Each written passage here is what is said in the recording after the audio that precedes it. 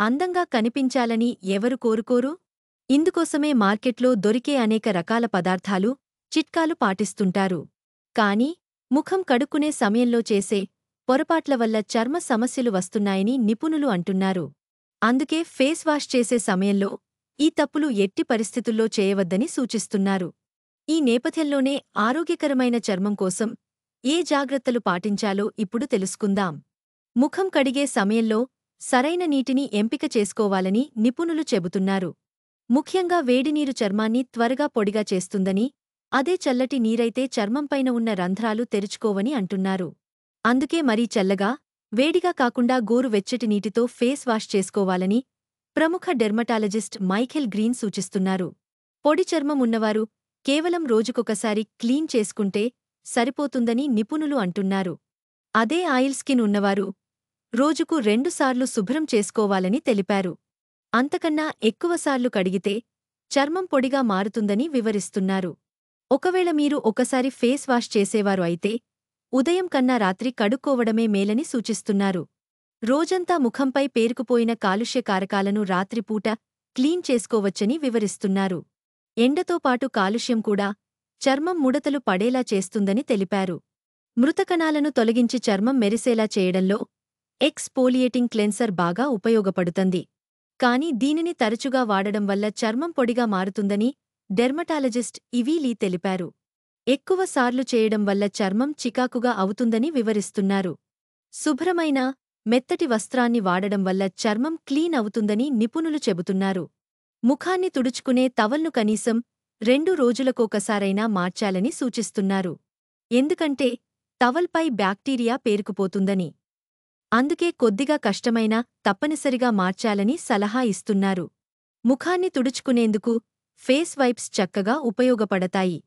అలాగాని face wash కోసం పూర్తిగా వాటిపైనే ఆధారపడకూడదని doctor Michael green చెబుతున్నారు.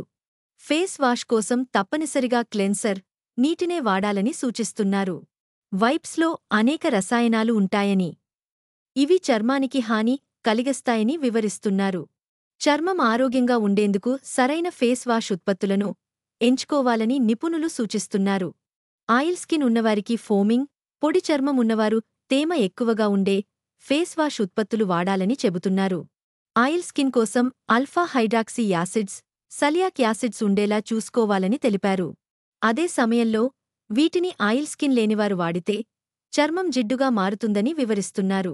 అదే సున్నితమైన చర్మం, మొటిమలతో ఉంటే మైల్డ్ వాష్ ఉత్పత్తులను వాడాలని సలహా ఇస్తున్నారు.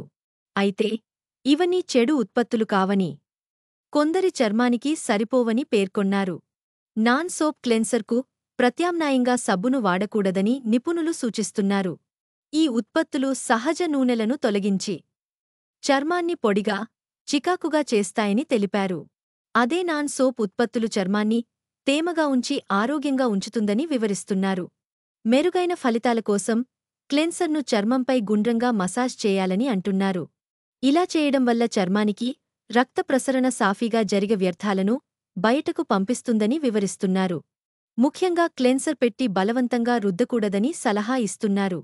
గట్టిగా రుద్దితే వ్యర్థాలు పోవని, సున్నితంగా మసాజ్ చేయాలని సూచిస్తున్నారు. ఇంకా టవల్తో గట్టిగా రుద్దితే చర్మంపై రక్షణగా ఉన్న అనేక ప్రోటీన్లు, లిపిడ్లు, ఫ్యాటీ యాసిడ్లు పోయి చికాకును తెప్పిస్తాయని తెలిపారు.